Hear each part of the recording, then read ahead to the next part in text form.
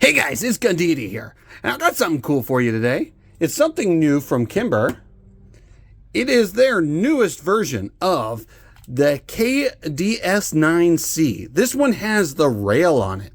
It is a beautiful weapon. It is designed to be a 1911-ish gun, and I say ish because most 1911s have a grip safety. Well, this guy has it pinned down, so that's kind of cool. But let's go over the specs of this guy, starting from the muzzle and work our way all the way to the rear. Overall, this is an aluminum frame. Total weight comes out to just about 30 ounces. I think it's like 29.04 or something like that. It's very light. But it is a beautiful design. You can see it's very ergonomical. This has that kind of like that what is that, triangular or octangular cuts on the slide to kind of give it that beautiful look.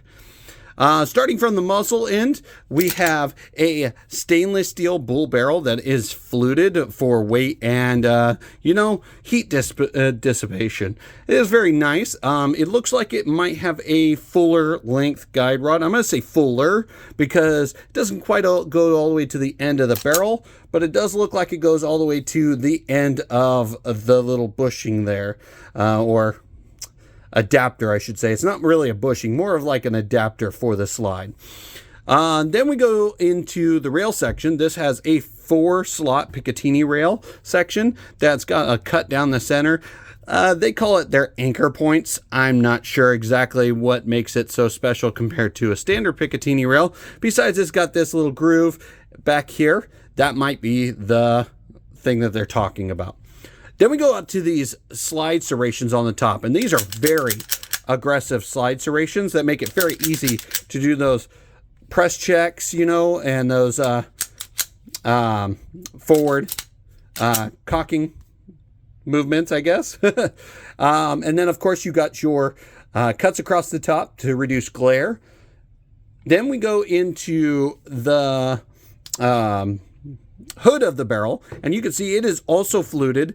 They say this is to remove dirt and debris. It helps channel the dirt and debris to get out of the chamber or off of the barrel and out of the ejection port.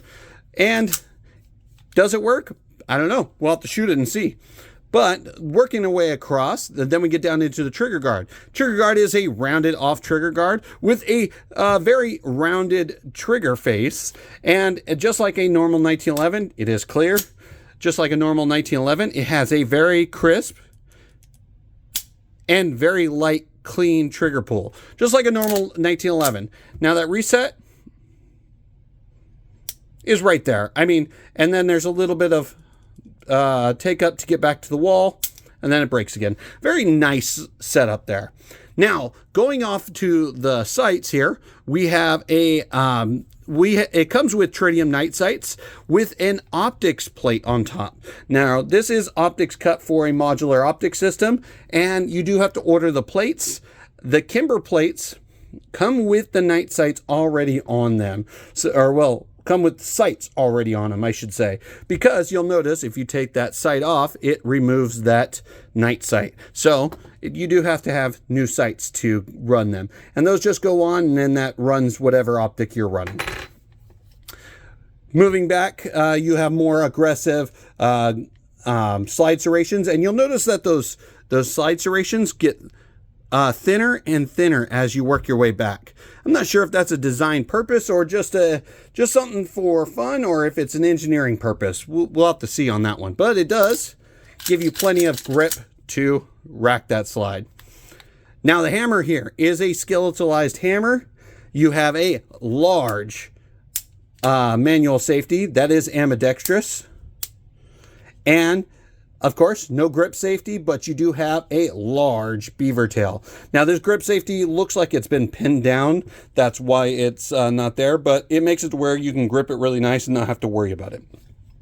Then you work into the grips. These are G10 style grips. Very nice, very aggressive. Looks like they can be replaced if you decide you want to. Go across the front and the rear back of the back strap. Front strap and rear back strap, sorry. You'll see some squared texture. It's not very aggressive, So when you're sweaty, or, you know, it may not be the most efficient for holding onto the gun, but it is there, which is kind of nice. What makes this gun really cool, though, is not only is it 9mm, but it is a double stack magazine. This guy comes with 2 in the box. You get a 15 rounder, and then you get a 15 rounder with a 3-round base plate on there. So 18 round magazine. And when it's got those 18 rounds in, it looks snazzy. Now I have some decently large hands. I would say probably a little bit bigger than medium sized hands. And it fits me pretty well, even if I ran that 15 rounder. It's still really comfortable, and that extra lip on the bottom there makes it to where I don't pinch myself when reloading magazines. That's really nice. But it's definitely a cool gun, and definitely something to check out. I may have to get it for the channel and you know, shoot it and see how it does. But let me know, guys, is this new Kimber KDS9C a good option for you, or, you know, you're gonna stick to those 2011s? Because this is in that price range of some of the more budget, I say budget, 2011s. It's right around the same price range as the Springfield Prodigy. So would you get this over the Springfield Prodigy? Let me know in the comment section. And guys, if you like this video, go ahead and hit a like. Comment in the comment section if the Kimber's right for you, and should I get it for the channel? And guys, share this to your friends so they can see more 2A content as well. Guys, this is Gun Deity, and I will see you for the next one.